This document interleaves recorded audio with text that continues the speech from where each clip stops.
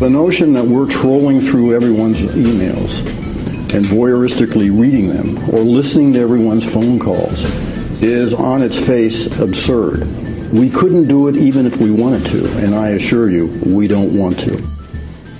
That, of course, was the Director of National Intelligence, James Clapper, during a sit-down exclusive interview with Andrew Mitchell over the weekend, in which he pushed back against the notion of a big brother government. But his opponents say that's exactly what we should be afraid of. Joining me now on the phone is the chairman of the Campaign for Liberty, but he's more famously known for being a presidential candidate and former Republican member of Congress from Texas, Ron Paul. Congressman Paul, thanks for joining me on the phone this morning. Thank you, Chuck. Nice to be with you. I want to start with this issue. You called Mr. Snowden. You've praised him and essentially said that he's a hero in this case. You've heard there's a lot of senators, both Democrats and Republicans, who believe what he did was illegal and he should be treated as a traitor. Why shouldn't he be treated as a traitor? Well, it is probably illegal. There's laws against this. But what about the people who are breaking the law, violating the Constitution, even using the Patriot Act extensively, according to Sensenbrenner, who wrote the law, said they didn't act within the law? Who's going to punish them? Why don't we talk about those individuals who are breaking the law, and which one has the higher order, the Constitution and the written law, or the authority of the executive branch who controls the enforcement of laws? So I would say that the bigger the government gets, the greater threat is the lack of knowing the truth of things.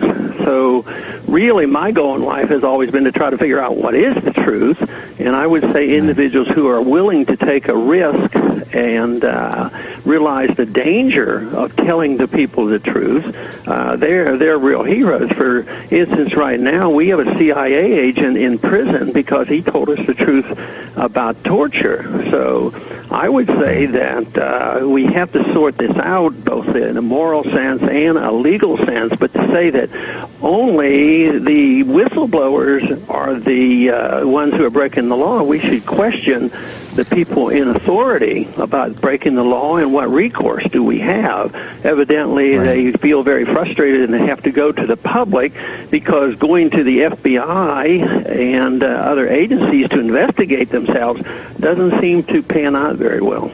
No, I had a lawmaker say to me yesterday that you get more protection from the media than perhaps going to an inspector general or the FBI. But I want to ask you this question about the issue. There seems to be two issues. One is disclosure of these programs, and the other is whether the programs are itself are a violation of the Fourth Amendment. So let's start with the disclosure aspect and the transparency. Would you be potentially uncomfortable but accepting of, for instance, the telephone database program, the idea that they gobble up, they vacuum cleaner essentially all telephone numbers and what telephone, American telephone numbers, what calls they make to who, not necessarily the contents, put it in a database. If the government was more transparent about that procedure, would you be more accepting of the procedure? Being transparent about them breaking the law and violating the Fourth Amendment doesn't make me feel any better.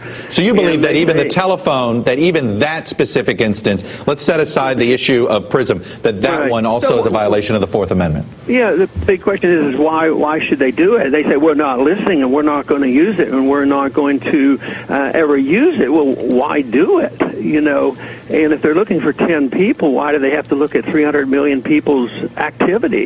So it makes no sense whatsoever, and it's such a blatant violation of the clear language of the Constitution, the Fourth Amendment, and the founders knew what this was about. I mean, the British did it to them, and they wanted to try to prevent this, and yet now we have the heroics and the politicians saying, oh, you know, to be a patriot, the person who is telling us the truth, they're the ones who are committing the treason.